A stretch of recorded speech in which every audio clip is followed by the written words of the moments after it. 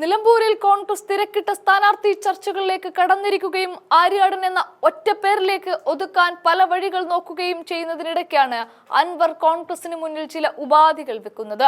അവസാന നിമിഷത്തിന്റെ ഉപാധികൾ. MLA സ്ഥാനം രാജിവെച്ചുകൊണ്ട് നടത്തിയ പത്രസമ്മേളനത്തിൽ UDF-ന് തന്റെ പൂർണ്ണ പിന്തുണയുണ്ടാകുമെന്ന് അൻവർ അറിയിച്ചു. എങ്കിലും തൊട്ടു പിന്നാലെ കോൺഗ്രസിൽ നിന്നും ആര് മത്സരിക്കണമെന്ന് VS ജോയിയെ നിർത്തി അദ്ദേഹം പറഞ്ഞു വെക്കുകയും ചെയ്തു. അതേവേളയിൽ തന്നെ ആര്യാടൻ ഷൗക്കത്തിനെ ഒന്ന് പരിഹസിക്കാനും മറക്കാത്ത അൻവർ ഇന്നിപ്പോൾ ആര് മത്സരിച്ചാലും UDF-നെ പിന്താങ്ങും എന്ന് തന്നെയാണ് പറയുന്നത്. അത് കേട്ട പാതി കേൾക്കാത്ത പാതി. അൻവറിന്റെ പിന്തുണ ഞങ്ങൾക്കുണ്ട് എന്ന് VD സതീശൻ അടക്കമുള്ളവർ വിളംബരം ചെയ്യുകയും ചെയ്യുന്നതിനിടക്കാണ് തെരഞ്ഞെടുപ്പിന് മുൻപേ അൻവർ ഉപാധി വെക്കുന്നത്. അതൊന്ന് കേട്ടുനോക്കാം. അല്ല, ഞാനത് പറയാൻ എനിക്ക് ചെറിയ പ്രയാസമുണ്ട് ഇപ്പോഴത്തെ ഒരു സാഹചര്യത്തിൽ. കാരണം നമ്മൾ ഇത്രയും റിസ്ക് എടുത്ത് ഒരു ആൻറ്റി പിണറായി പോരാട്ടത്തിന് ഇറങ്ങുമ്പോൾ എനിക്ക് ശക്തി പകരേണ്ട ഘടകങ്ങൾ ഇപ്പോഴും എന്താ പറയുക പൂർണ്ണമായും യോജിപ്പിക്കാൻ എനിക്ക് കഴിഞ്ഞിട്ടില്ല. യോജിപ്പിക്കാൻ കഴിയാത്തതിൻ്റെ കാരണം മുന്നണി പ്രവേശനമാണ്. അപ്പോൾ എത്രയോ ആളുകൾ, ഉത്തരവാദിത്തപ്പെട്ടവർ, പ്രവർത്തകർ ഈ ഒരു ഘട്ടത്തിൽ ഇതിലേക്ക് കടന്നു വരാൻ തയ്യാറായി നിൽക്കുന്നുണ്ട്. ഇവരെയൊക്കെ കൂട്ടി യോജിപ്പിച്ചുകൊണ്ടുള്ള ഒരു കൂട്ടായ പോരാട്ടത്തിലൂടെ പിണറായിസത്തെ തകർക്കാൻ കഴിയുകയുള്ളൂ.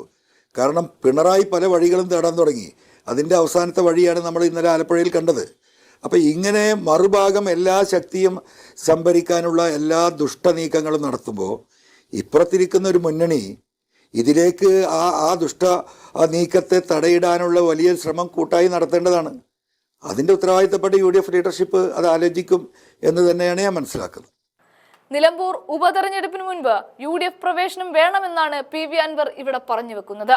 നിലമ്പൂർ ഉപതെരഞ്ഞെടുപ്പിന് മുൻപ് UDF പ്രവേശനം സാധ്യമായില്ല എങ്കിൽ മറ്റു കാര്യങ്ങൾ പിന്നീട് ആലോചിക്കേണ്ടി വരുമെന്നും അൻവർ ഒരു കടുത്ത തീരുമാനം പോലെ ഏഷ്യാനെറ്റ് ന്യൂസിനോടാണ് ഈ തുറന്നു പറച്ചിൽ നടത്തിയിരിക്കുന്നത്.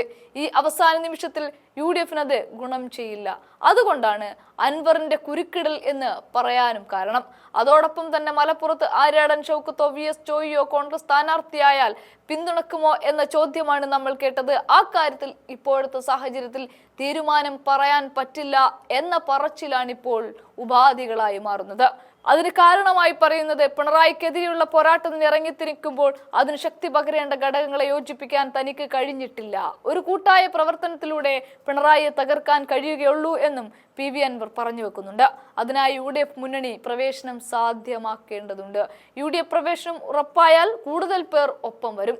അത്തരത്തിൽ കൂട്ടായ പ്രവർത്തനം നടത്താനും തെരഞ്ഞെടുപ്പിന് മുമ്പ് UDF-ൽ പ്രവേശനം വേണം. ആർക്കാണ് വിജയ സാധ്യതയെന്ന് നേതൃത്വത്തെ അറിയിച്ചിട്ടുണ്ട് എന്നും അൻവർ പറയുന്നു. ഉപതെരഞ്ഞെടുപ്പിന് മുമ്പ് UDF-ന്റെ ഭാഗമാകുമെന്നാണ് പ്രതീക്ഷ എന്നും തടസ്സം എന്താണ് എന്ന് ഉത്തരവാദിത്തപ്പെട്ടവർ പറയട്ടെ എന്നുമാണ് അൻവർ പറഞ്ഞു വെക്കുന്നത്.